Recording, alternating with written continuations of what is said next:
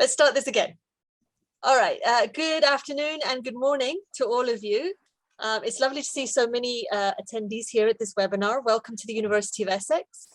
I am delighted to be here today to chair this panel on reproductive rights, reproductive autonomy and self-determination, which brings together a group of fantastic scholars and human rights advocates to share their ideas on some of the most pressing issues facing the movements for human rights of women and for LGBTIQ+ people.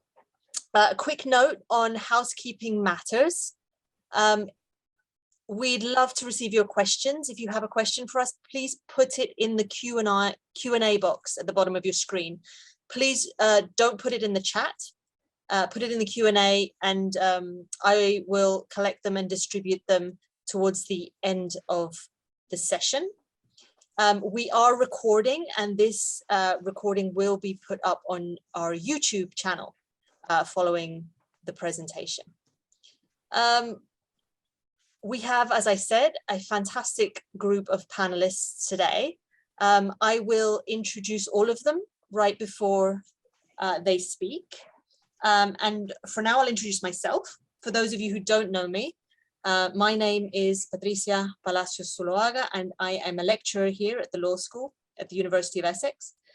I teach many things, but most relevantly to what we're talking about today, I teach human rights and women and the human rights of LGBTIQ+ people, as well as inter-American human rights law. And my current research explores the possibilities for achieving decriminalization of abortion in Latin America using strategic litigation before the inter-American system for the protection of human rights. Let's get straight to our first panelist. I am delighted to introduce to you Professor Rebecca Cook, who is a Professor Emerita at the Faculty of Law and co-director of the International Reproductive and Sexual Health Law program at the University of Toronto.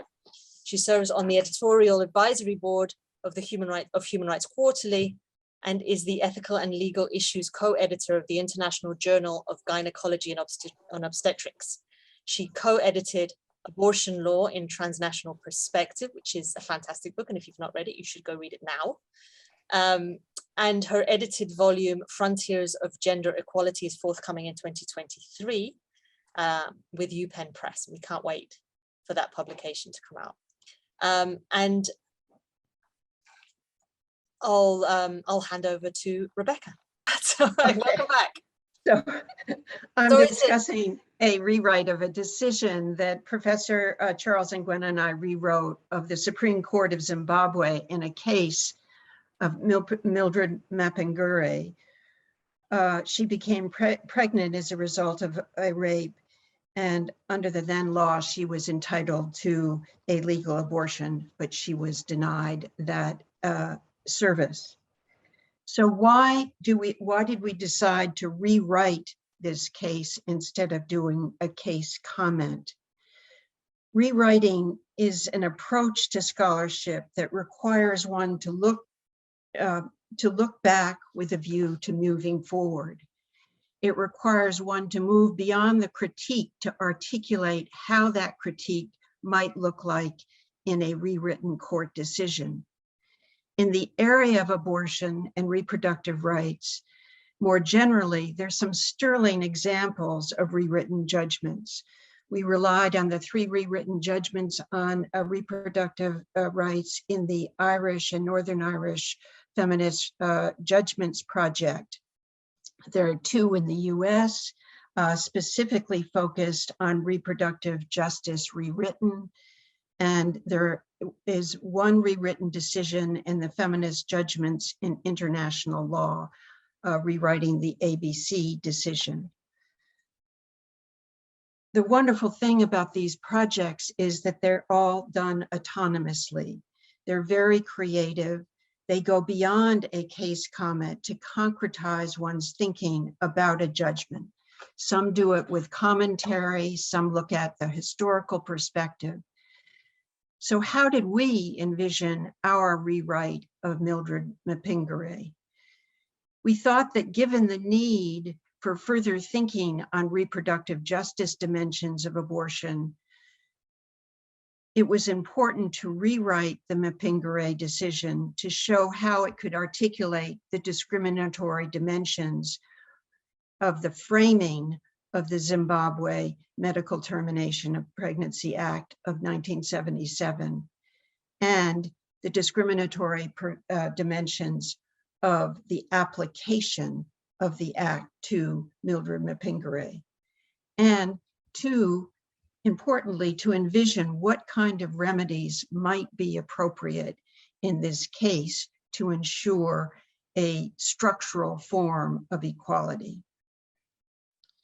So each rewritten project has its own rules, and many of them require that you rewrite according to the law at the time.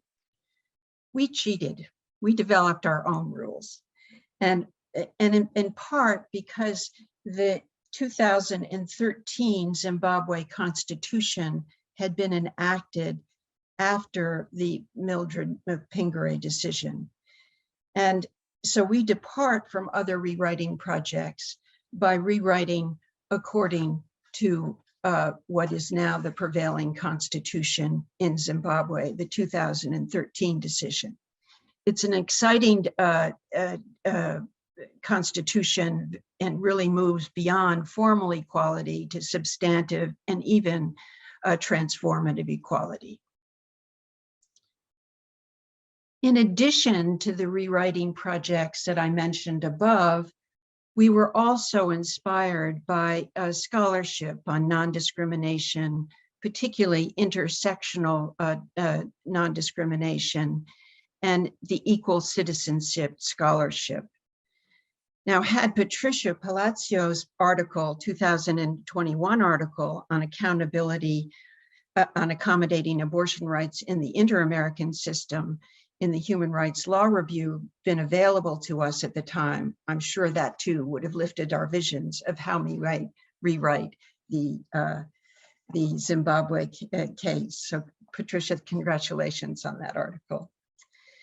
So what we did was to look at the equality provision of the 2013 Constitution of Zimbabwe, which I said moves beyond formal to substantive and transformative equality, and really tried to give those provisions some content and meaning in the context of abortion. We looked at the historical legacy of patriarchy in Zimbabwe. We tried to understand Mildred Mapingire in her context. We took a contextual approach. And we looked at abortion in cases of rape as a form of healing. And here we were drawing on the brilliant work of Kiara Bridges that looks at abortion as a form of healing in the cases of rape. Now, the framing of the 1977 MTP Act, it obviously criminalizes medical procedures that only women need, finding exceptions in cases of rape and a few others. But the act itself is also infused with prejudices, stereotypes, and biases. Mildred Mapingire needed certification of the rape, she needed approvals, but also its application through informal rules. And here I'm drawing on the work of Paola Bergallo on her work on informal rules, really denied Mildred Mapingire administrative justice. There were no written decisions for her denial, and there was no effective means of appeal of that denial. So in terms of gender non-discrimination, we really focused in on the denial, how the act was framed and how it was applied. We also focused on discrimination on grounds of pregnancy. And here is an area I think the movement could do far more. Her pregnant status was a ground of discrimination. Pregnant women need to be considered full citizens. So we really emphasize the discrimination on grounds of pregnancy, in part because the Constitution itself has pregnancy as a ground of discrimination.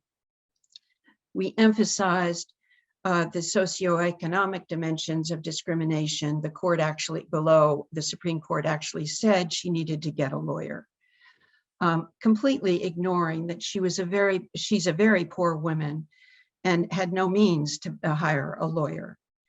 And then building upon the work of Shreya Attry, we emphasized the need to look at intersectional patterns of group disadvantage. Finally, we looked at discrimination with respect to other rights, such as inhuman and degrading treatment, freedom from inhuman and degrading treatment, the equal access to health care, but also Mildred Mapingure's right to her own conscience. And here we rely on the really uplifting rewrite of Mayron Enright in the McGee case in Ireland, where Mrs. McGee was denied her right of conscience way back by the Irish Supreme Court, way back in the 1970s, because the Irish Supreme Court thought conscience could only be based upon religion. And Mrs. McGee was arguing her right of conscience based upon her own secular conscience. So in that rewrite, Mayron Enright accorded Mrs. McGee her right of conscience, her right to call her soul her own. So we emphasize this right of conscience in part because we were troubled by the framing of the right in terms only of the right of doctors to conscientiously object. We wanted to recapture the right of conscience for women to call their souls their own. In terms of remedies, we really gave a lot of thought to both not only to the remedies for Mildred, the specific remedies for Mildred Mapingure, but also the general remedies. So we gave damages to Mildred Mapingure, not only for the denial of abortion, but also to raise the then child, her son. In terms of general remedies, we use the declaration of invalidity to declare the act invalid, very much in the same way the Supreme Court of Canada declared our Abortion Act as invalid. We ordered an investigation into the abuses of pregnant women, such as had been experienced by Mildred Mapingure. We ordered based upon that investigation, we ordered the Ministry of Health and Justice to develop ministerial guidelines. And we ordered a national plan for equal treatment of pregnant people in the human rights, in the healthcare system. And the national plan we required to include ethical guidance and training in human rights and ethical treatment of pregnant patients in the healthcare system. So we hoped that in the rewrite, we could concretize some of the meaning of what it means to the meaning of substantive and transformative equality in concrete situations. So with that, I'll turn it back to Patricia. Thank you, Rebecca. That's fascinating. We're going to collect questions and then redirect them to the speakers at the end of all of the presentations. So please use the Q&A function for that. So our next panelist is Alejandra Cárdenas. Alejandra is the Senior Director of Global Legal Strategies at the Center for Reproductive Rights, a unit responsible for ensuring technical excellence, legal coherency, and thought leadership across the organizations. Before joining the Center, Alejandra served as Regional Legal Director for Women's Link Worldwide, where she was responsible for the planning and oversight of program design and implementation, while overseeing a team working on reproductive rights, transitional justice, and sex trafficking. Prior to that, Alejandra served as a human rights specialist for the Inter-American Commission on Human Rights in Washington, D.C., where she oversaw the caseload of petitions filed against Bolivia and Peru, and served as the Commission's liaison with those two states. Alejandra's published several articles on reproductive rights, the Inter-American Human Rights System, and international public law. She received her LLM from Harvard Law School with a concentration in international public law and her undergraduate law degree from Universidad External de Colombia. Welcome, Alejandra, and please do take it away. Thank you, and thank you for inviting me to join this fantastic women that I admire so much and from whom I learn every day. I am going to be talking about a different reproductive rights issue. I was asked to think about issues of self-determination and autonomy. And I thought, well, when we think about lack of agency, autonomy, and reproductive rights, we tend to think about abortion and how legal systems around the world interfere, restrict, and obstacle a person's decision to get an abortion. And I work every day advocating on this, so it's a very important cause to me, not only professionally, but personally. However, I thought we might use this as an opportunity to think about an overlooked area in which women lack autonomy and agency, and that is during pregnancy, and particularly during labor and delivery. Paradoxically, there are more protections for the decision to have an abortion under international human rights law and most legal systems than there are to protect autonomy, self-determination, decision-making in regard to pregnancy and labor and delivery. It's very paradoxical. Let me give you some examples, because maybe people hearing what I'm saying are confused. They have never even thought about this. I'm talking about women who go at the end of their pregnancy desiring to deliver through a C-section and are not allowed to access it, are not allowed to exercise that decision. And more often than not, I'm talking about women who want to have a vaginal birth, but are scared, lied to, or forced to have a C-section. I'm talking about people in labor who want to be moving around and use different positions for labor and delivery, but are not allowed to the point of sometimes being physically restrained to their hospital bed. It has been documented, regardless of country's income system, even healthcare system, that pregnant women and women in labor are not treated as agents, as human beings capable of making decisions, but are rather entities or objects to which things are done to.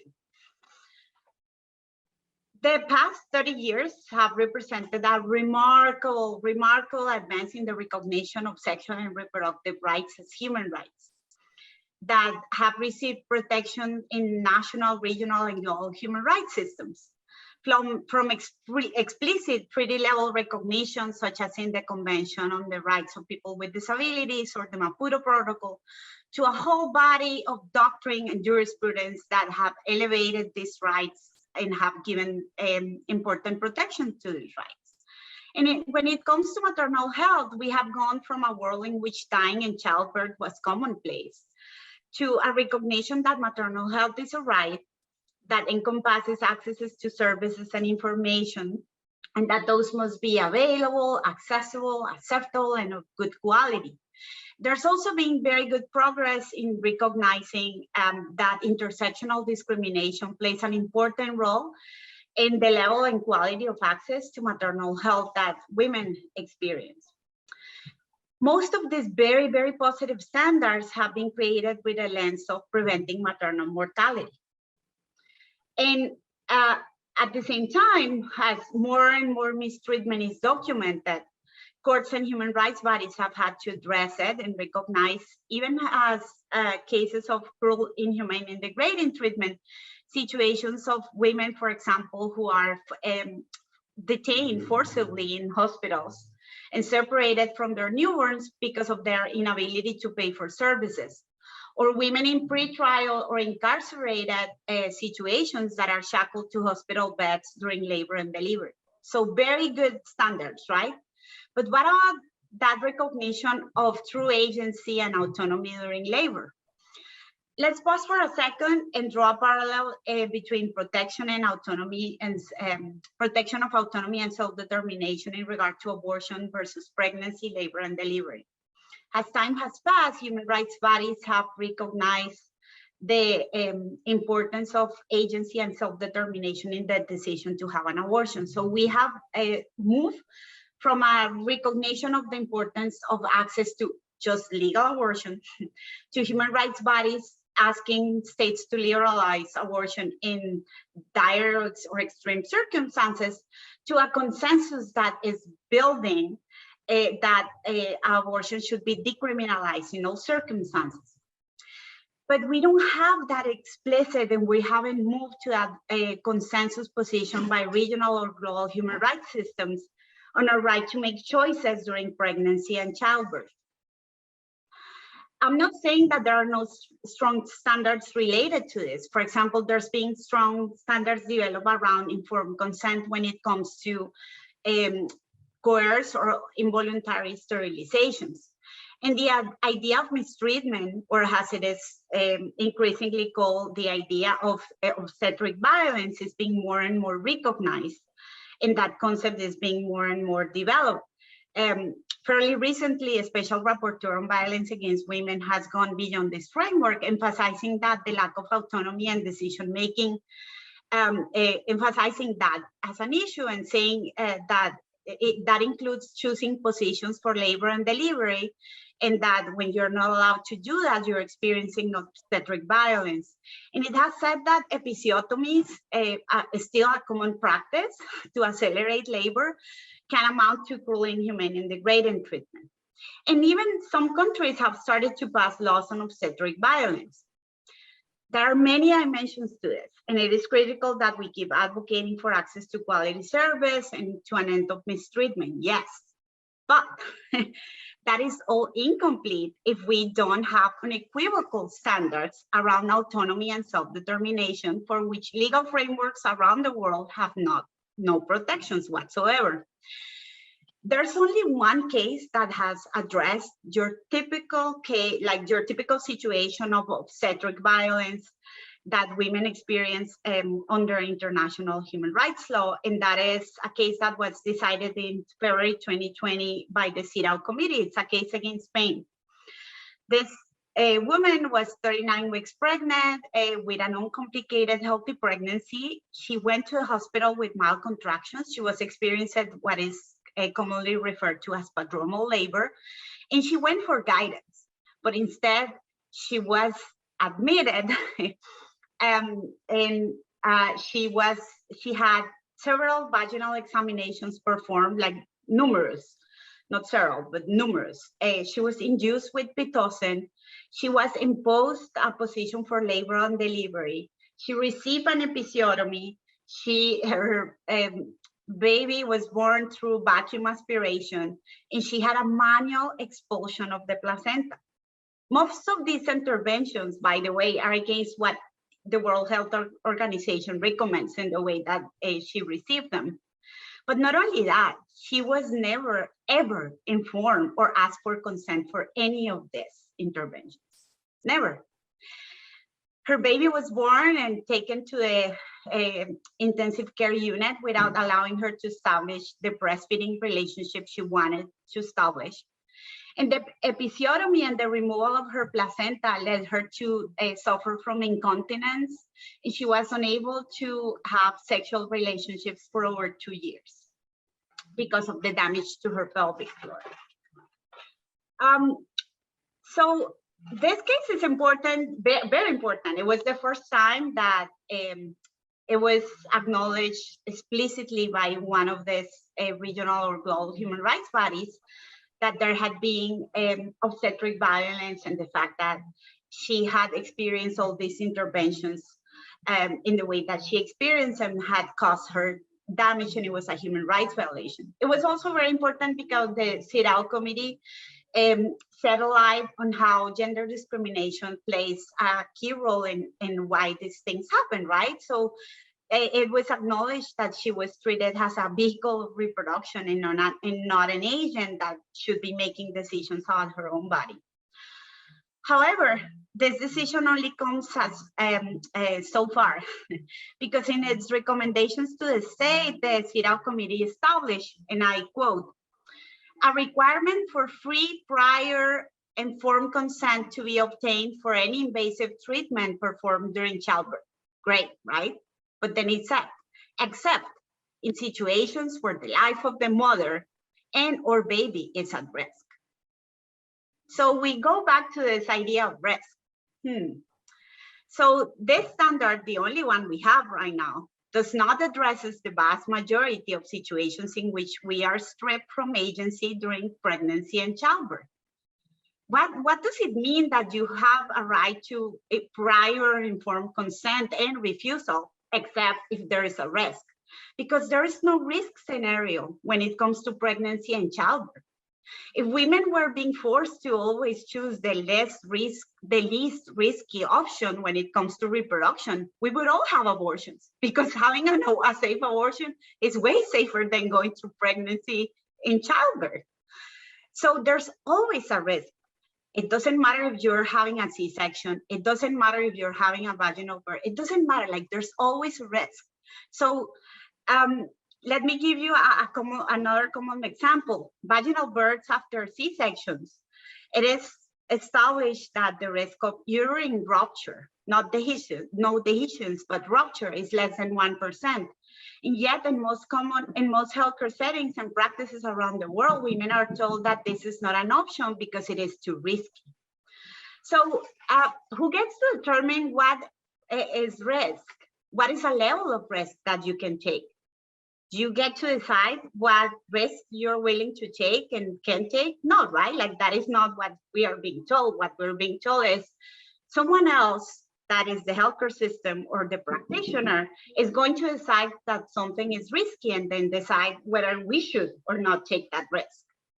By the looks of most legal frameworks and standards and policies, it is not us making those decisions. One last telling example is that of home births. The only human rights system that has addressed this issue has been the European human rights system in 4 different cases presented on behalf of women who wanted a home birth but found a legal system that either prohibited or punished medical professionals and midwives for assisting home births, and or imposed other burdens that made this option inaccessible. In 3 of those 4 cases, including one decided by the Grand Chamber, the court found no violation to the rights of these women, because it found that a fair balance had been struck between the privacy of these women and the state interest in protecting the health and safety of the child and mother during and after delivery. Human rights standards on this matter would be better if we embrace our right to informed consent and our right to self-determination as strongly as the American College of Obstetrics and Gynecology has stated. In their guidance on informed consent, they stated that an adult patient with decision-making capacity has the right to refuse treatment, including during pregnancy, labor, and delivery, and when treatment is necessary for the patient's health or survival, that of the patient's fetus, or both. But this is not what we have right now. And this is what's stripping women every day from decisions that are basic to their health and well-being and how they experience labor and delivery and pregnancy in general. I'll stop there because I don't want to go past my time. Thank you.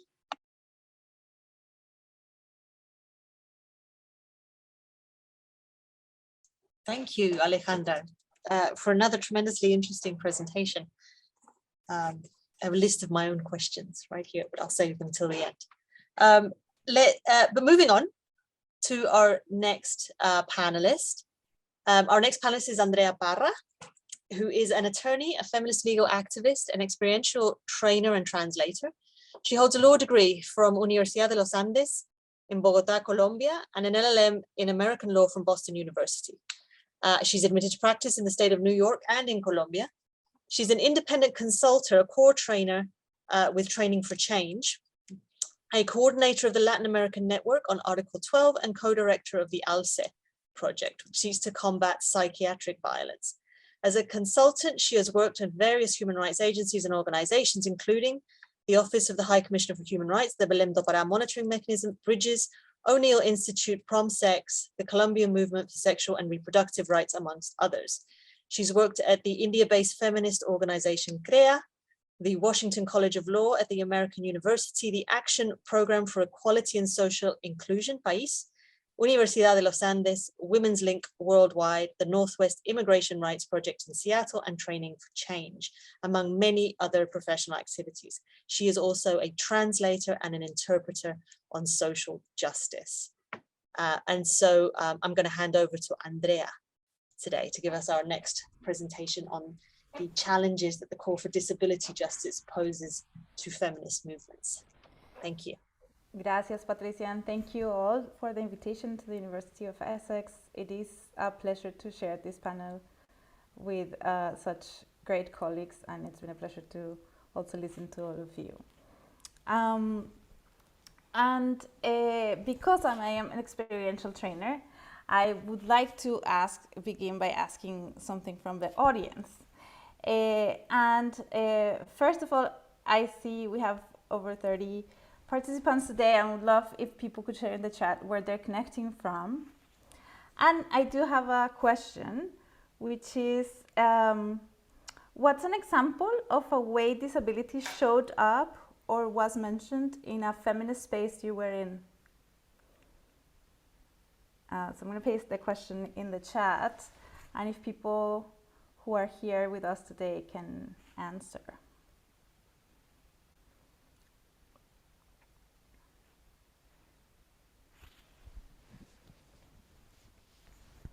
Maybe Aleja or Rebecca or Anush can also share. Also Patricia.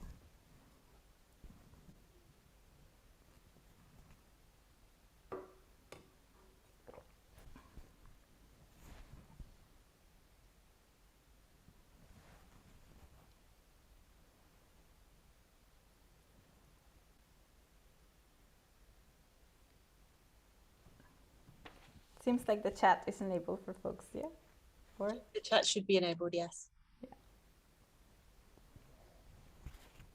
To be clear, we're asking you to think about this question and to put in the chat your answer and also where you are connecting from. And I don't know if any of you have an example that you would like to share.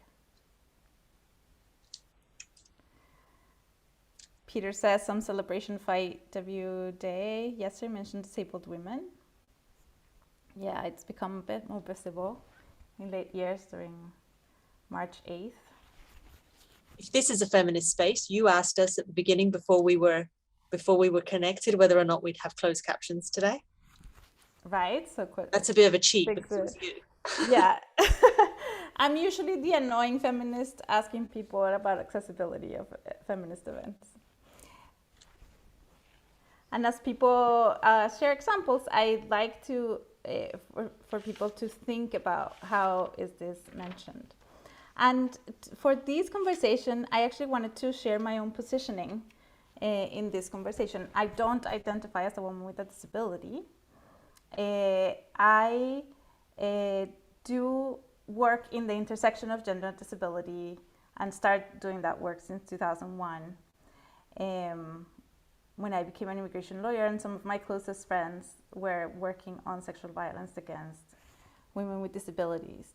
So I've been in the working in these uncomfortable intersections of various issues, including immigration and gender and disability, for several years. And I wanted to use my space today to mention some of the things that are a challenge for the feminist movement from a disability justice perspective, which I don't get to talk to a lot about more than in one-on-one conversations, but I thought this would be a good space to do it.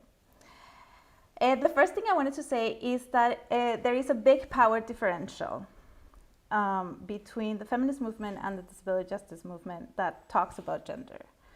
And I am based in Latin America, so that's the context I am the most familiar with. But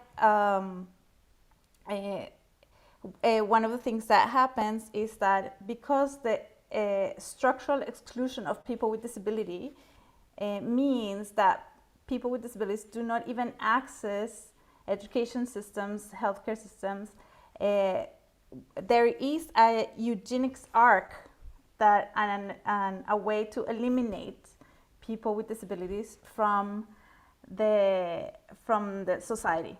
So the political, I can't tell you how many times I've been in feminist spaces where they tell me, oh, but it's just that women with disabilities don't come and ask us about these things. They don't tell us that what they need. So, you know, we don't, where are they? And it's very easy to fall into a tokenistic way of creating interaction between the feminist movement and the disability feminist movement. But that is a problem, is the power differential. There is a legacy. So basically what happens is within the feminist movement, women and LGBT people with disabilities are not at the table. And within the disability justice movement, women and LGBT people with disabilities are not at the table. In Colombia, at least, especially because we have been a country with armed conflict for so long, the disability rights movement tends to be very white, militaristic, heteronormative, and very male-driven. So the voices of feminists with disabilities within the Colombian disability rights movement are very marginalized. So this marginalization from both movements creates a vacuum where specific issues can either be dismissed or simply invisibilized. And I wanted to also mention that as feminists, we learned early on that gender is a social construction, and is the same with disability. It's a social construction, and the way we understand disability is what's going to mark the way we act about it. And that's why we talk about the different models of disability and understand disability under the UN Convention on the Rights of People with Disabilities as an interaction with barriers in the environment. And therefore, it's not a question that it lies in the person, but in the interaction with the environment. And I wanted to share a definition of ableism that has been collectively developed by a great Black activist in the US. Their name is Talila Lewis. And this definition says, and I'm gonna paste the link to her website in the chat for people to have throughout this session. I'll be sharing some materials for people to have as reference. And that definition is as follows. Ableism is a system of assigning value to people's bodies and minds based on societally constructed ideas of normalcy, productivity, desirability, intelligence, excellence, and fitness. These constructed ideas are deeply rooted in eugenics, anti-Blackness, misogyny, colonialism, imperialism, and capitalism. The systemic oppression leads to people and society determining people's value based on their culture, age, language, appearance, religion, birth or living space, health, wellness, and or their ability to satisfactorily reproduce, excel, and behave. You do not have to be disabled to experience ableism. And TL has developed this definition of ableism collectively. As I said, it's a community-based definition, which is very powerful. We know that disability, we're just in the war in Ukraine. Today, British parliamentaries were talking about the mental health of Putin and of all the others. Mental health of Trump was used all throughout that government. The attribution of madness and characteristics of a person that dismiss who they are constantly used. And in the issue, for example, of abortion, disability is definitely instrumentalized by right-wing movements to further criminalization. And therefore, that creates a vacuum because the feminist movement does not respond in alliance with the civil rights movement. But for example, during the Zika crisis, groups of people with disability were dismissed as pro-life and anti-abortion, period. There was no discussion. During the Zika crisis in Latin America, in Brazil, there were gatherings of journalists, doctors, women, but never a discussion from disability. And if you see the headlines, they were incredibly ableist all throughout. And this question also in the feminist movement of, well, maybe the Zika crisis is a way to further abortion rights, was very thorny and problematic, but it didn't invite an actual conversation among movements. Black feminism did something in the feminist movement to create a reflection, a critical reflection on how whiteness played out in feminist thought. And this hasn't happened, unfortunately, around disability in a meaningful way. There have been attempts, and the differential of power continues to perpetuate that situation. Around abortion laws, so in terms of the issues that I wanted to highlight today, and I wanted to also mention that the Special Rapporteur of People with Disabilities also has a definition of ableism in her report on the impact of ableism in medical and scientific practice, which I'm also pasting in the chat. And it says, ableism is a value system that considers certain typical characteristics of body and mind as essential for living a life of value. Based on strict standards of appearance, functioning, and behavior, ableist ways of thinking consider the disability experience as a misfortune that leads to suffering and disadvantage, and invariably devalues human life. As a result, it is generally assumed that the quality of life of persons with disabilities is very low, that they have no future to look forward to, and that they will never live happy and fulfilling lives. Ableism leads to social prejudice, discrimination against and oppression of people with disabilities, as it informs legislation, policies, and practices. And it links it to sterilization of girls and women with disabilities. In Latin America, we know that it was a region that had some of the most restrictive laws in abortion, but the ground that was allowed for the longest time was prenatal diagnosis, which in the legislation is used, the language used in legislation is eugenic abortion, malformation, abortion based on malformation, which remains in the Colombian law at least, idiocy, which is the Argentinian standard that used to exist.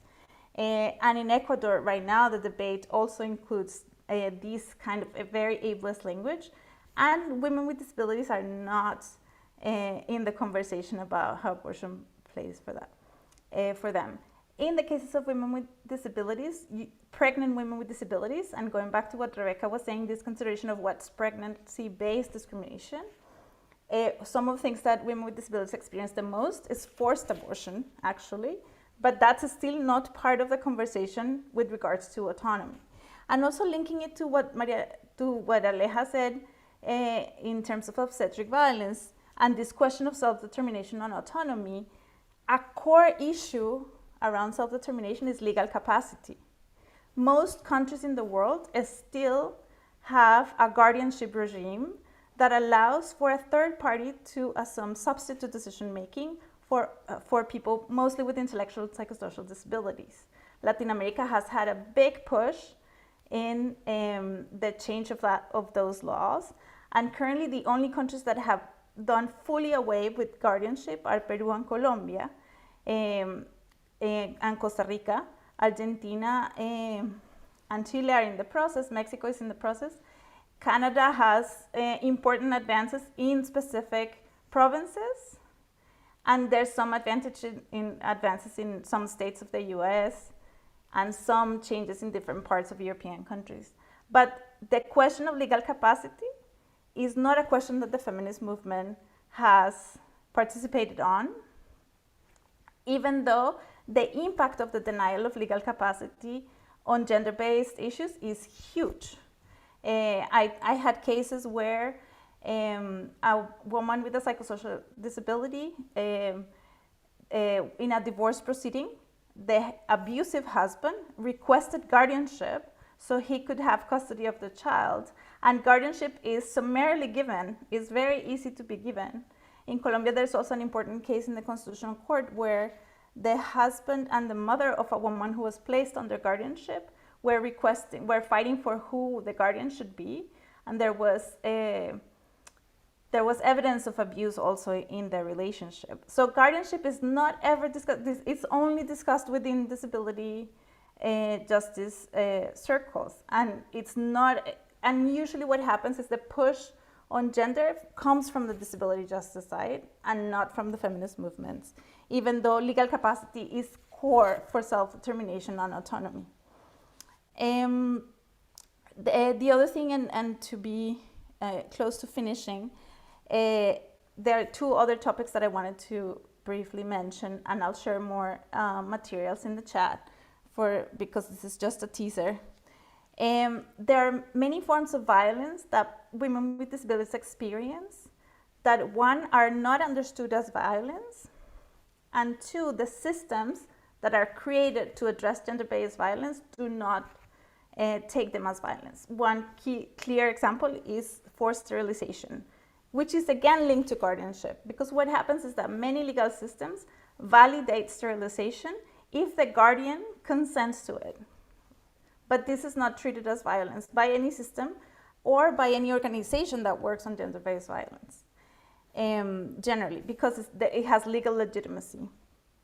Other forms of violence that women with disability experience are denial of accessibility, a lot of issues related to custody of children, economic violence in ways that are because they're dependent. And another key one is forced institutionalization. In ALCE, the project that I've been working on with my colleague Silvestre Barragan for the past year, it is clear that psychiatric violence is a form of violence that is legitimized by most states, and institutionalization is a way in which this violence gets perpetuated, but because it's validated by the legal system, and it has a huge gender aspect to it.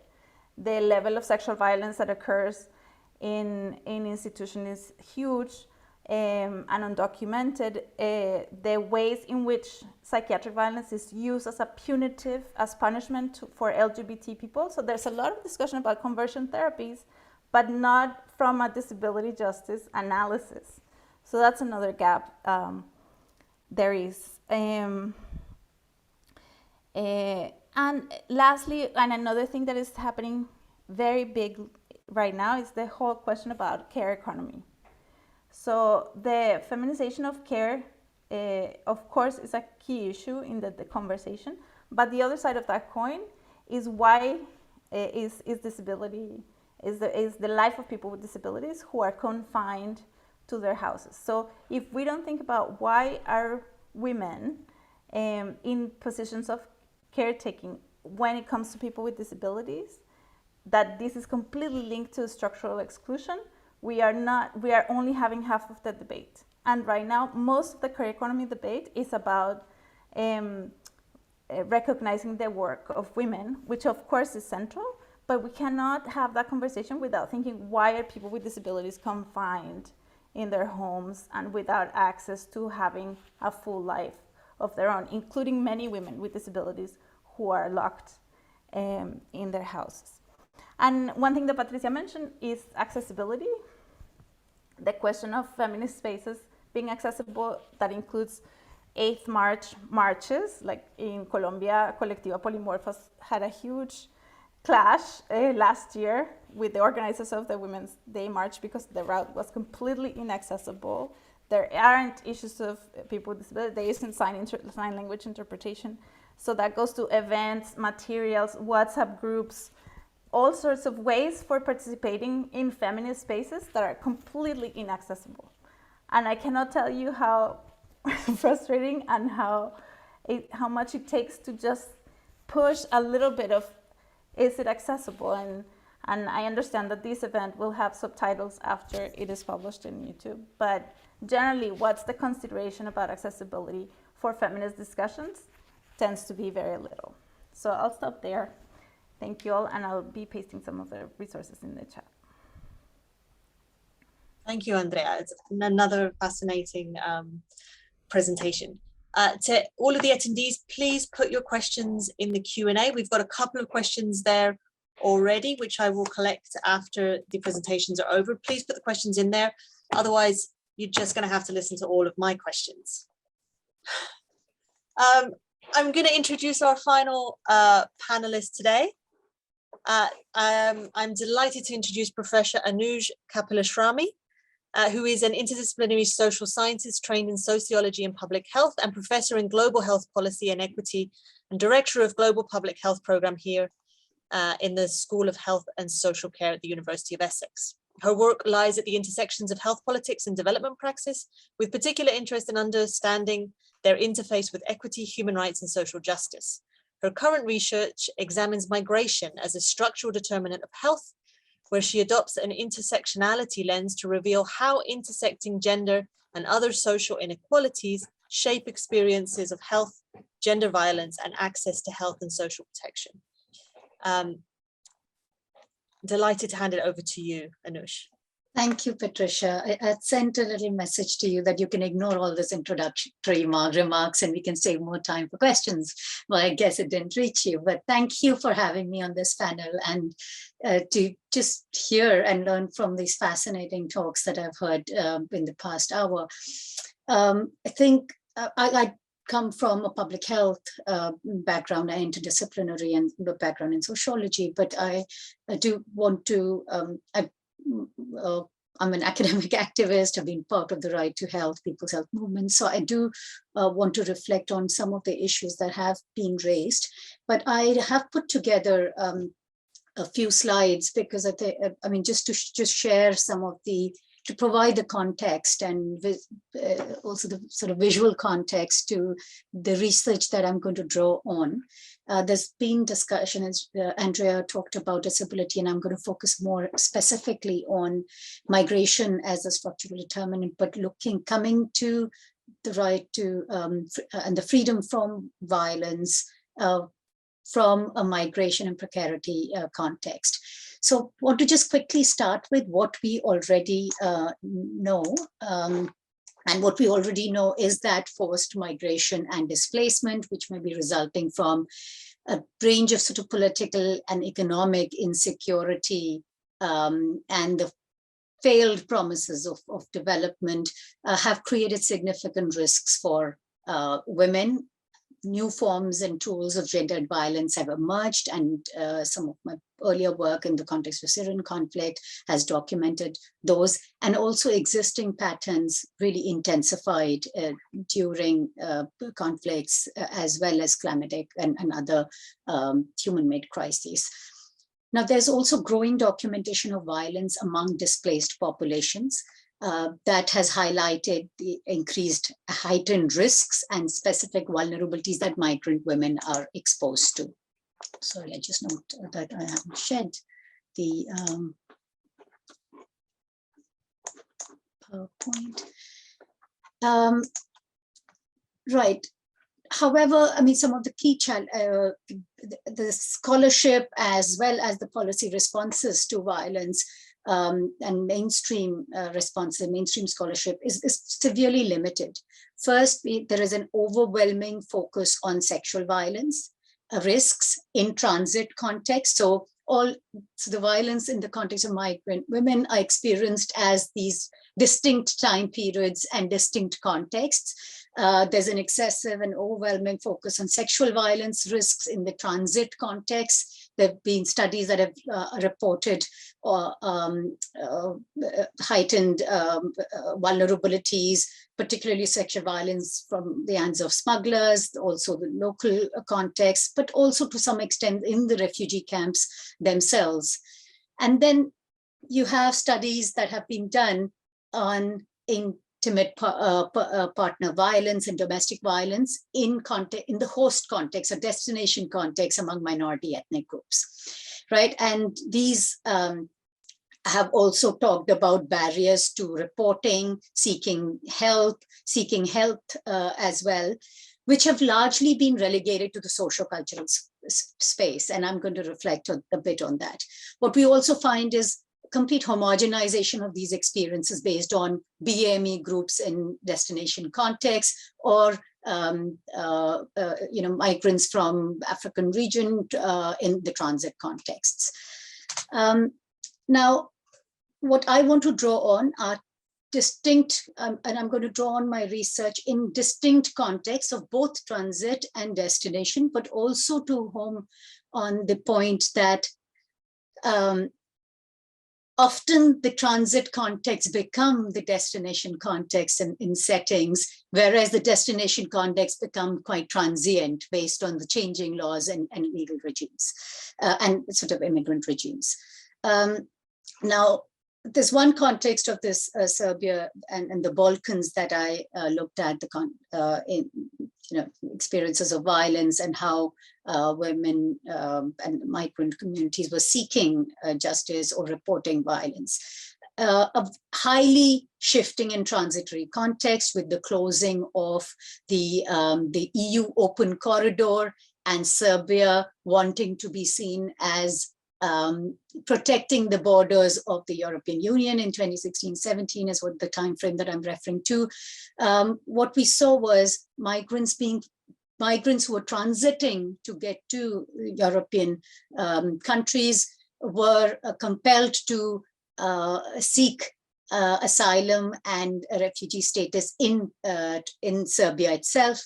And the implication of that was the migrants were dispersed in camps, in public facilities, and completely dilapidated public facilities, such as these old railway stations that you can see, were these stations were demolished to gentrify urban spaces and regulate the staying of migrant communities so that they couldn't form these spaces, and were taken into the camps, were made to ensure that their biometrics were done and they do not move but seek refuge in Serbia itself. So you saw extremely dispersed population. There were parks which were named after certain communities, but also in the context of women, they're either were forced to seek asylum or were in hiding in attics of local people's homes, in makeshift centers that were offered by voluntary groups. Now, these spaces are clearly subjected to invasion of laws, highly regulated spaces, and also exposes these migrant communities to smugglers, and other forms of institutional abuse that I'll talk a bit about. In the Serbian context, we saw women who were traveling with spouses and other family members, but separated at European borders. I mean, policies in Hungary, etc., were very severe. So women and children were taken. Men, especially young men, were seen as were seen as a threat to the security of those countries, and therefore asked to stay back. But we also saw women who were traveling on their own, who were fleeing forced marriages or other forms of sexual violence and abuse, as I will share in the cases that I'm going to share with you in a bit. So we find that a second context is what is seen as a host context and destination context of migration. But here also what we see is a huge variation in the context of migrant communities coming. We saw first generation and second generation who are referred to as a diaspora community, but some who were seeking a refugee, who were coming as refugees or as asylum seekers, but others who were coming as marriage migrants. Women, we also saw women who became destitute because of the experiences of violence and forced marriage, or women fleeing cases of FGM, those who were abandoned by their husbands, student overstayers, or those who had left their husbands and their immigration status, because of their dependent immigration status, did not have recourse to public funds. So these were sleeping on people's floors, renting spaces, and had an extremely insecure context that they were living in, both economic, but also in terms of these housing and other food-related insecurities. Now, what these contexts really reveal is the highly transient nature of the lives of migrants and refugee women. The contexts were really marked by high levels of precarity and informality, as well as uncertainty. But also, what is important to note, as an often dismissed or overlooked in the scholarship and policy responses, are the spaces that these migrant women were inhabiting were really varied and often contrary to the images of the private space or the images of the home that are conjured in debates and policies on domestic violence.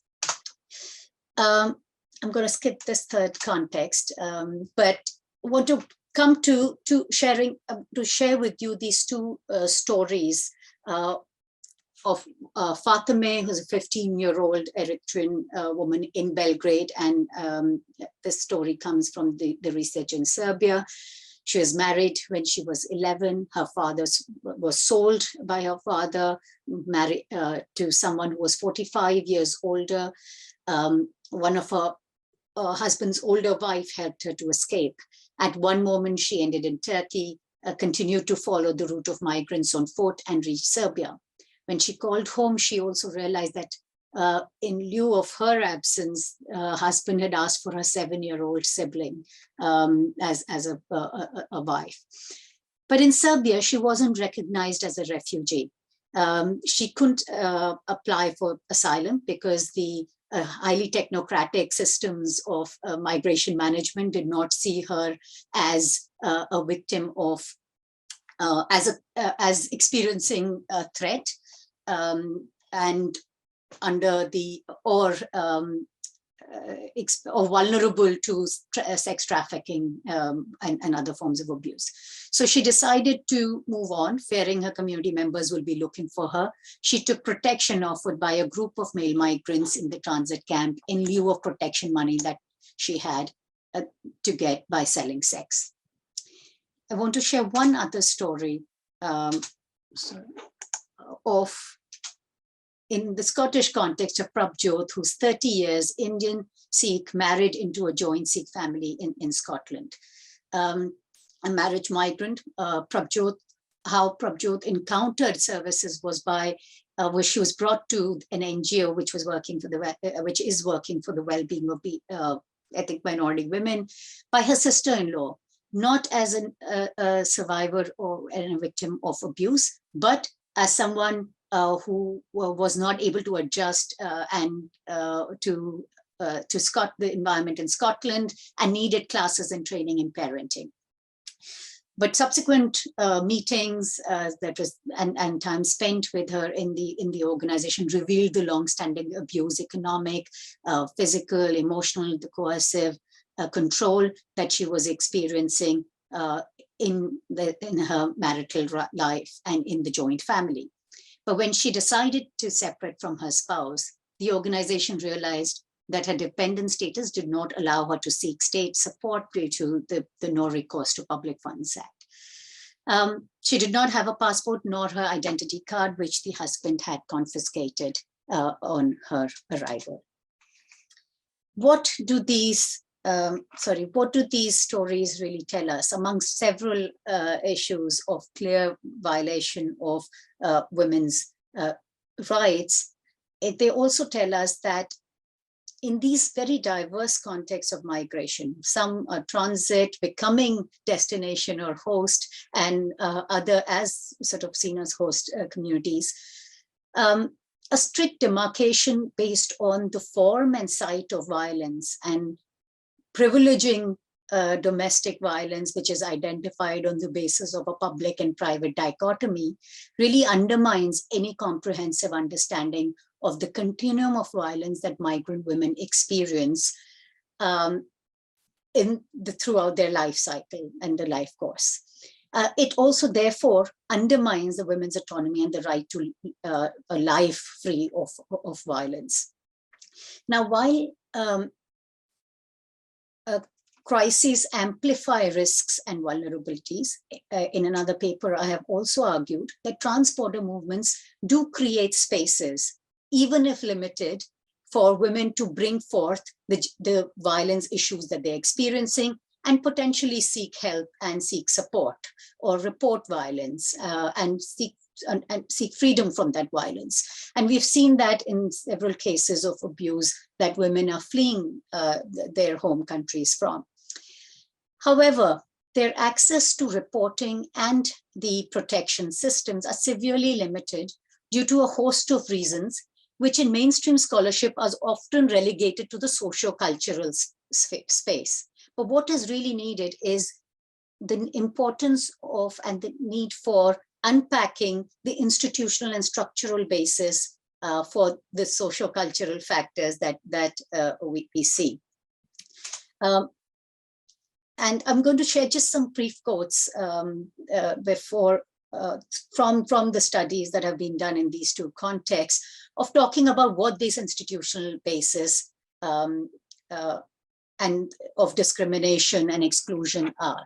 I mean, first and foremost, these institutional sites are very evident in the lack of data on these experiences. If you just look at official figures, and unless there has been unpacking or time spent with the women who are coming through health centers or through seeking support for other related issues, it is impossible to know the extent of violence that migrant women are experiencing. But there's also complete lack of awareness and apathy, as well as insensitivity in these institutions. And I want to just give an example of this woman who, within a camp setting, wanted to book a gynecology appointment. And she describes her experience as of extreme frustration and saying, I don't want any help anymore.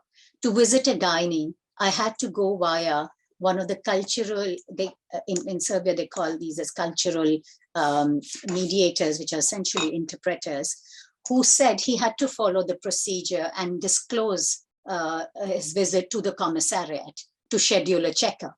Now, she talks about how the whole camp then began discussing her appointment for several weeks, saying that she's pregnant, and because her husband is not here, she is a whore. She talked about how being in a camp with 4 children, there was not a single day that would finish and another start without someone telling her she was available. And we see how the basic rights to informed consent, to right to confidentiality, are violated time and again in the interface with the services and public institutions, including the humanitarian agencies and their efforts to work. A second point that I wanted to highlight was how, while mainstream scholarship has really talked about ideas of racism and prejudice that women experience, but also placed a lot of onus on women themselves around how stigma and discrimination prevent them from reporting and seeking justice. I think what was really telling in the studies was how many women had reported to maybe the health in a public health facility or GP or through third sector organizations. However, they were very cognizant of how their reporting is also impacting on their communities. So the community honor and ideas of shame really need to be placed in the context of rising Islamophobia, increasing anti-immigrant sentiment, as well as the racism that they experience in these institutions. So one survivor in Serbia talked about, if we report our husband, that's really feeding racism. We can't let our community down. We are fueling discrimination. The men have been tortured through the whole migratory journey into Europe, and how can we possibly report him? Similar experiences were seen in the Scotland context, but there was while there was in some cases where women themselves were self-censoring themselves in reporting such violence, there were other cases where the role of the cultural mediators and interpreters became very interesting in the context of how they were placing those censorship within these institutions. So you find quotations such as this, when in health services, often charming, articulate husbands are used as interpreters. A woman who had a third miscarriage because of the damage that was caused by FGM, the obstetrician was saying, you have to get repair work done as it will keep happening again. And husband translated that into, you have to give me a son, you have to get pregnant as soon as possible. In another context of where an interpreter was used from the community, drawn from the community itself, we have the experience where support staff and link workers in the NGO said, we could hear the interpreter translating that you are a bad woman. Why are you telling these white people about our community and cultural practices? Why are you talking about your husband when he's gone through so much and we still have these situations? So one of the directors of the organization also talks about what Neera Ewell-Davis has beautifully captured in the context of everyday bordering, of how these fears and of stigma and the discrimination and racism and the prejudice within institutions also need to be put in that context of everyday bordering, whereby mainstream agencies are clearly are following extremely stringent protocols, and there is a level of bordering and regulation being practiced in everyday lives, in everyday institutions. In this particular quote, she talks about how the kind of approach that is being taken in the UK currently, where there's so much of this preventing terrorism stuff that is happening, whereby teachers, school instructors are taking on that role of bordering. And for example, if a kid says halal or haram in school, or says we pray 5 times a day, they're being referred to social work by these teachers. So I want to just end very quickly by highlighting how what we learn from these experiences, these rich insights that qualitative studies have provided to us, is that policy and institutional responses to violence in Europe, in the UK, as well as the extremely technocratic paradigm within which migration management is based on, completely fails to consider the differential placement and unique standing of migrant women, the overlapping disadvantages linked to ethnicity, immigration status, class, marital status, among others, that are impeding their safe and confidential access to health services and justice. So tackling gender violence in this context and enhancing migrant women's access to transformative justice really calls for an explicit adoption of a rights-based public health lens that would help us to understand the population level risk factors, as well as the risk environments, for example, including the complex nature of family, kinship structures, mobility patterns, and deep-rooted patriarchal norms that within which the public institutions are entrenched or embedded in, as well as developing a multi-sectoral integrated approach. Often health and violence interventions are completely separated from the migration management and that migration governance discourse. And finally, really an intersectional lens to reveal the continuum and spectrum, full spectrum of abuse that migrant women are experiencing at all stages of their movement, while unpacking the multiple oppressions, institutional prejudices, and their structural determinants that are driving or hindering transformative responses and well-being. Thank you.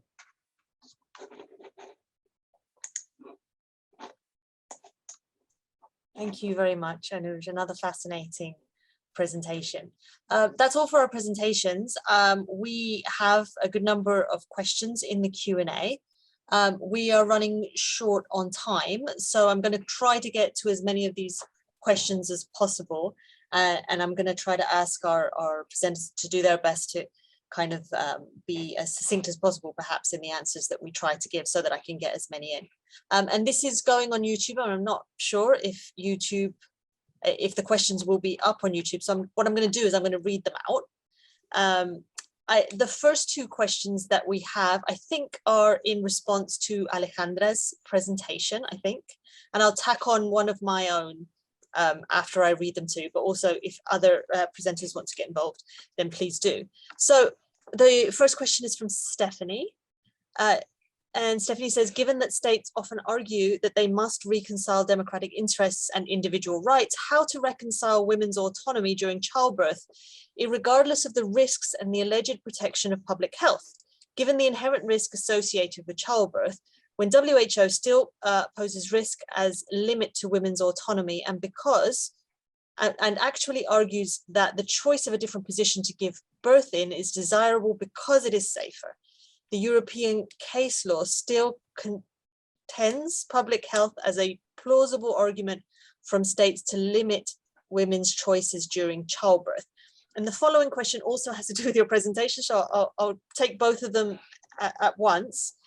Anonymous says, thank you for the discussion. It's definitely important that self-determination and autonomy is respected when it comes to pregnancy, labor, and delivery, especially in the example of a case discussed. However, there is definitely a point where health professionals have to decide, especially in difficult and emergency births, to the best interests of the mother and the baby. There will be a point where they face a difficult decision, the best way they can save both. I understand that this is a reason that is used to undermine autonomy of the mother during labor and pregnancy.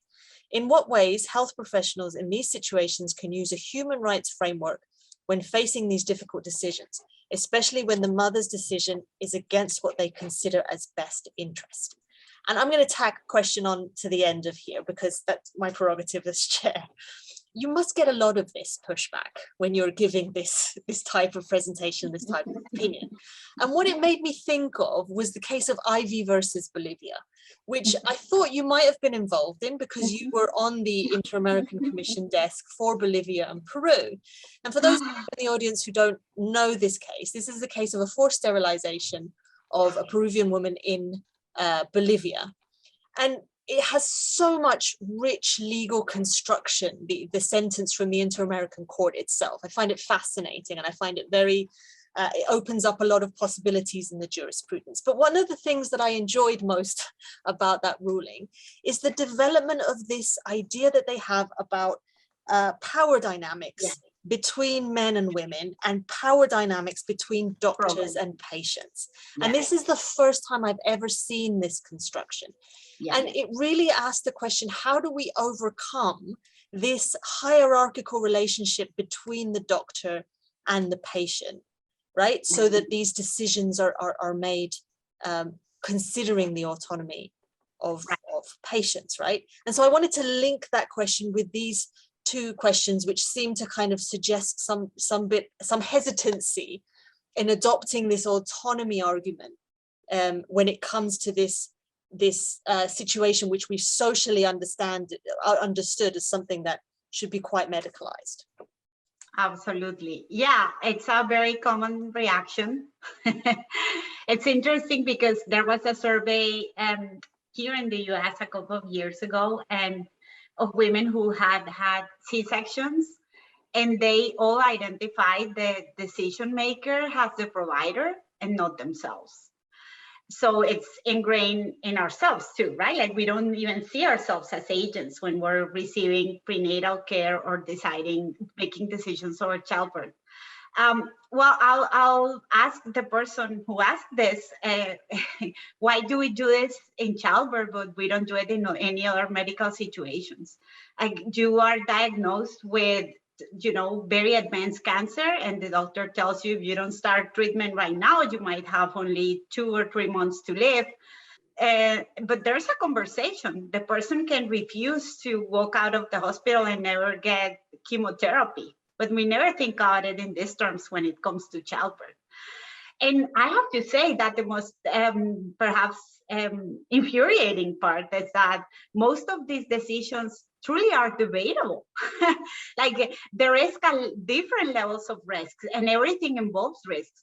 Getting oxytocin involves a lot of risks, and they are never discussed.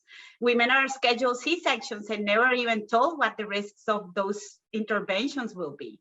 So there's no risks-free scenario. And if you think of women as people with agency and capacity to self-determine, then you shouldn't think about it differently when it comes to this. They will make a rational decision when presented with the information, if they truly have objective information. But I think it's also at the model of care, and this is something I didn't touch on during my presentation.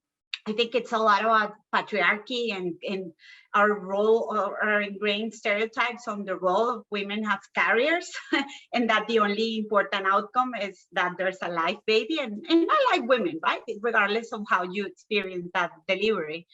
But the model of care is very important because it just constrains and it is about the efficiency. It's not about how you want to have that experience. And when it comes to access to information, we don't know, we are not given any information. Like most of these decisions you could have discussed with your provider if you were treated as a rational person who is allowed to make decisions, and you can walk through different scenarios, and most of these things you could have already said, this is what I would choose in this circumstance, because you already gave me all the information I needed to make a rational decision. But we are not, that's not the care we receive.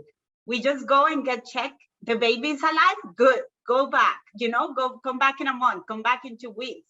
So we get to labor and delivery and we don't have any of the information. So how, of course, and delivery is treated as a ticking time bomb in our system, medicalized system. So everything is an emergency, and you're not unconscious, but you're treated as if you were, because you're never even asked or discussed what is happening to you and what will be done to you, because that's how it is. Things are done to us in this process. We're not treated as agents. That's right. It reminds me of Rebecca's book with Simone Cusack on stereotypes, where you talk about the stereotype of the pregnant woman as emotional, incapable of making rational decisions. Alejandra used the word rational over and over again. It's just not something that generally applies to pregnant women and socially understood to be insane for a few 9 months, right? And then when it comes to women with disabilities, they're not considered rational. They're not considered rational either. Yes, absolutely. Oh yeah, and can I just say that when I quoted the definition of informed consent that ACOG provides, I'm saying that it's closer to what it should be. I'm not saying that that is a good definition, because it's very problematic to think on who has legal capacity. And if it's only adults, and then we're saying that, before 18 or 21, where it is, you have no capacity to make these decisions either. But it is closer to how, we should be thinking of. Thank you. I'm going to move to the next question, which I'm not going to direct it to anyone in particular. Anonymous again says, even when there are agreements on broad issues and rights, such as the right to reproductive rights, equal health, etc. However, when it comes to topics, women of color, women of religion, LGBTQ, especially when it comes to transgender women, there are some colonial and social constructs that seem to surface even in a feminist space, calling transgender women as not women, Muslim women being seen as anti-feminist. So it is interesting to know if decolonization of feminism, ensuring that a white cis narrative does not overpower other narratives, is still possible. Thank you. That's a massive question. Would anybody like to try and tackle that one?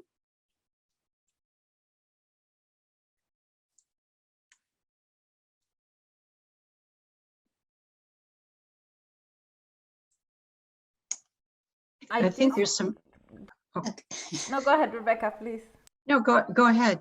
I we get Rebecca first and then Andrea. I think there's a whole research agenda here of the decolonization of sexual and reproductive rights. I think we're at a threshold. And there is some emerging scholarship. I'm thinking of Sylvia Tamale's work in Uganda.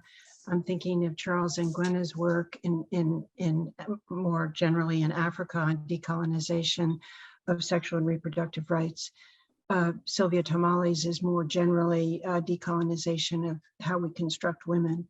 But I think we're really just at the threshold, and so much more work needs to be done generally as well as in specific areas. And here, Andrea might be able to inform us, enlighten us further. The question was whether it's still possible. I think we need to keep we need to keep making it possible, especially from the global south, in the ways in which, for example, anti-trans rhetoric has filtered through Latin America in a way that it's clearly imperialistic, and the way in which right-wing rhetoric filters through when it comes to disability as a eugenics. The eugenics movement is a North movement that filtered the way it happened in Global South. So it's the only way to go for us is to keep questioning these colonial ways of setting up standards. So maybe, I don't know if possible in my lifetime, but we need to try to keep pushing for it. Except, I mean, I totally agree. And I think, but there is that happening. I mean, if we actually do not see the Northern debates as this, and do not see the scholarship that is very Eurocentric, then we can see examples where those attempts are being made. But I also feel that by decolonizing alone, we may not be able to address the kind of inequities that we are talking about and exclusions that we are talking about, because some of that is that we are seeing in the resurgence of a right wing and in a sort of pro-nationalist overtone that is a fundamental threat to women's movements and feminist organization, and the SRHR related issues are not entirely, can not entirely be attributed to the colonial legacies that the countries are sharing. So I think we just need to be mindful of what can we attribute to colonialism, and whether the decolonized debates can sufficiently respond to the fault lines that we are seeing. But I totally agree also with Becca that this is a fascinating area and a research agenda to embark on. I'd also say that there's some fascinating research in the North, particularly in terms of racist debates, indigenous debates. I'm thinking of Melissa Murray's piece in the Harvard Law Review last year on deracing Roe, and she takes on Clarence Thomas in a very firm way.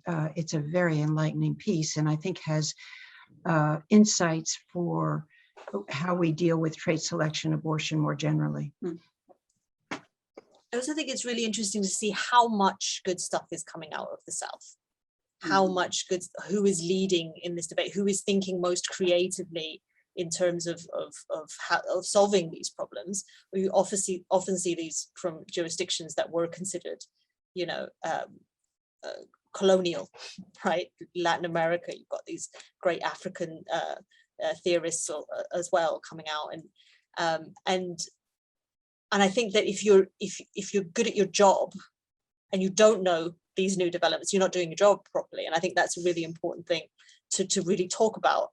Those of us who work in education, to really start talking about this is where it's happening right now. So much coming out of Latin America, for example, that is way more progressive than anything that we're seeing coming out of European jurisdictions, for example. So making those points, drawing attention to this great law that we see being created, I think is a really important step.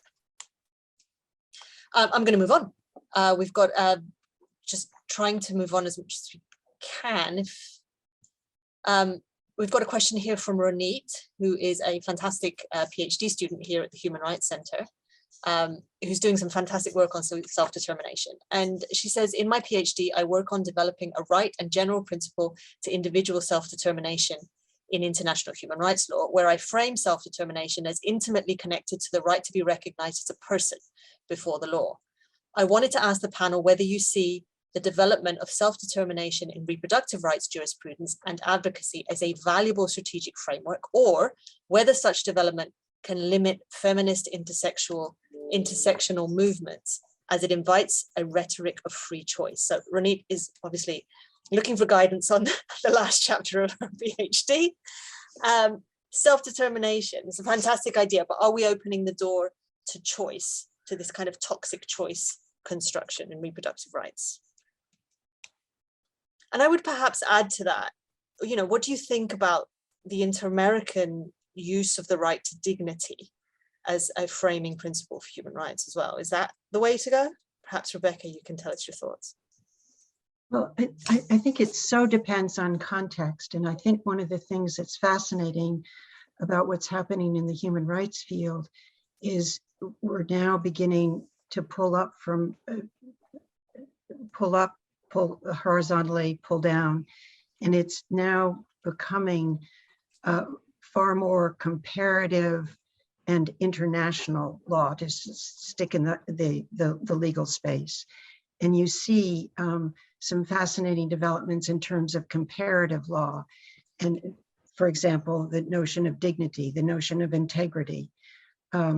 So sticking in the human rights space, I think it really does depend on context. I'm thinking of the work of Sally Engel-Mary and how rights get vernacularized, how they resonate locally, the pulling down and how it can be done. But I think far more work needs to be done on how we pull up. What can we learn from indigenous movements about these concepts?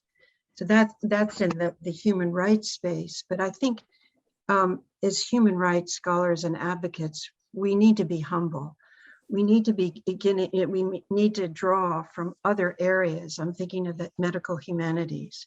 I don't think we can solve this problem of obstetric abuse, whatever it's called, or the kinds of things, the lack of space that feminists have given to the people in the disability movement. I think we have to draw from other areas, and certainly thinking about who are the medical humanitarians, who in the literature can inform us about how to reframe some of these issues in ways that are far more sensitive to context and individuals. We don't have necessarily the answers. We're a command and control type of mindset. That's, you know, what's the law here? How can we apply it? How can we hold people accountable? But we need to draw from the medical humanities. I'm thinking of writers like Oliver Sacks, for example. I draw so much from him. I'm thinking of Toni Morrison and how much we can learn from her literature. I don't think we can no longer think about solving these problems in isolation. On obstetric abuse, Alexandra mentioned the ACOG, the American College of OBGYN, their guidelines. But what are domestic groups, what are domestic midwives groups saying about this? How are they articulating these rights to self-determination? Maybe in some countries they don't resonate. So I think how we partner, how we network across disciplines is absolutely critical to solving some of these problems. Yeah. Go ahead, Alejo.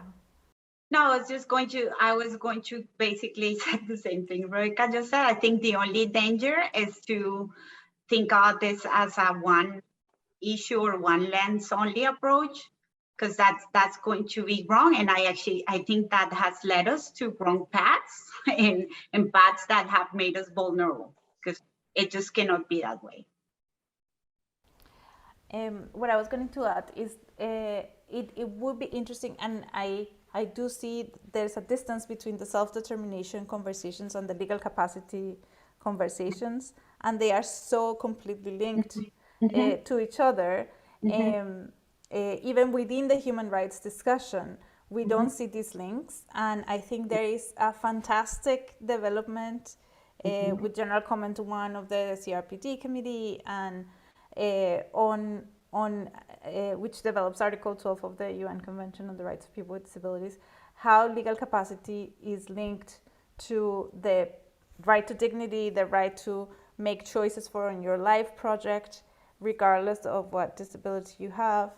And the other thing I wanted to mention is that it's no coincidence that in Argentina, gender identity law passed as a right to identity issue after the dictatorships and the disappearances and the change of names of kids who were taken from militants during the dictatorship regimes. The right to identity is so core that it was clearly the frame for how the gender identity law passed in Argentina. So I think that these questions of identity, dignity, legal capacity are also debates that are happening within the human rights currently that are also not being linked to this question of self-determination and autonomy. And the other thing that I wanted to say on that is that the question of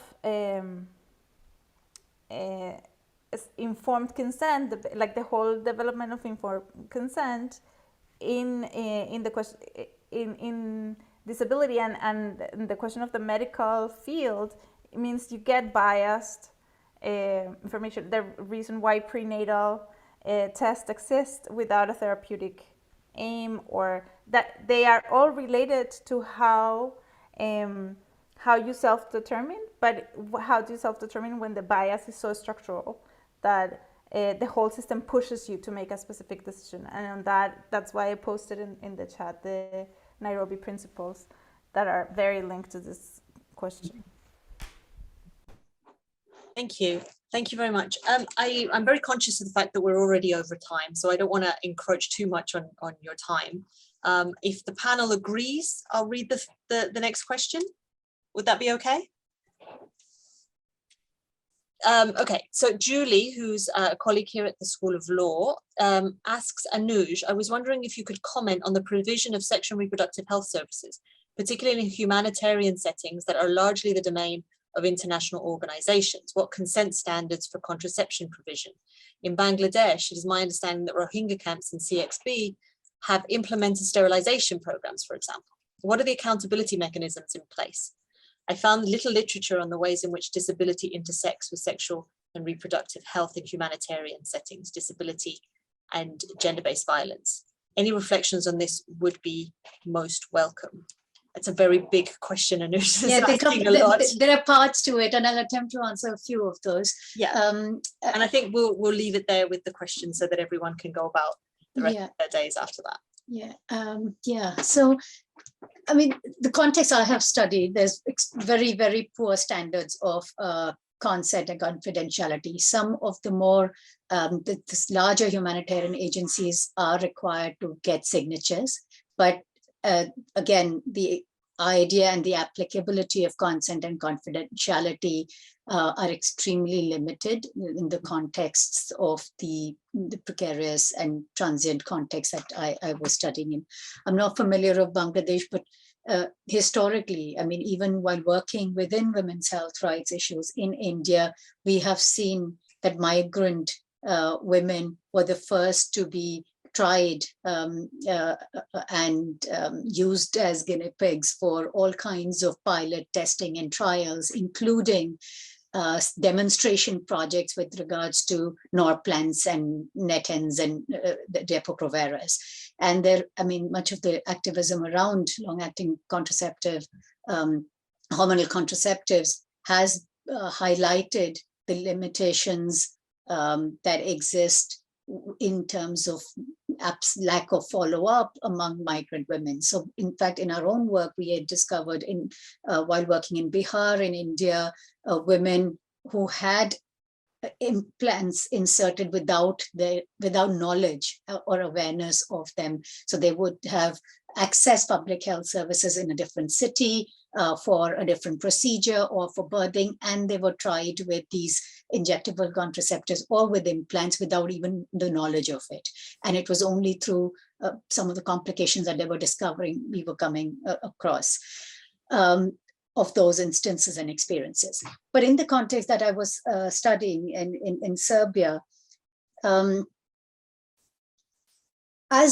one of the quotes highlighted the protocols that many of the humanitarian agencies go with are completely denying the basic levels of dignity to the women who are accessing services. So disclosure about the gynae checkup, which then leads her to further sort of makes the woman more vulnerable to advances and sexual exploitation in the camp setting. But there's another very interesting quote that I didn't show, was where women themselves were saying that we have to recount our story of rape so every time we are being offered goods, including for a pair of shoes. So the tendency of the humanitarian agencies and researchers to over re-traumatize and document, but through the documentation of such sexual violence experiences, tend to both flout those basic right to confidentiality, but also require and re-traumatize these women without providing the adequate support and follow-up. So, and this context is really interesting because, I mean, what we are trying to do we'll be running a migration health summer school where we are also working with humanitarian agencies to talk about data protection, confidentiality, and issues with regards to surveillance and what are the ethical and rights implications of these. And those are, we see constantly being flouted. Does that answer some of that that has been removed here? So I think I've answered to some extent, but I can't see the comment anymore. Yeah. Thank you. Rebecca, did you want to come in there? Oh, no. Okay. We have run over time. So thank you so much to our panelists for being so generous with their time and with their thoughts on these topics. Thank you also to the Human Rights Centre for organising this wonderful panel. And with that, I'll close this webinar and wish you all a wonderful day. Thank you. Thank you. It was lovely listening nice to all to of see you. you.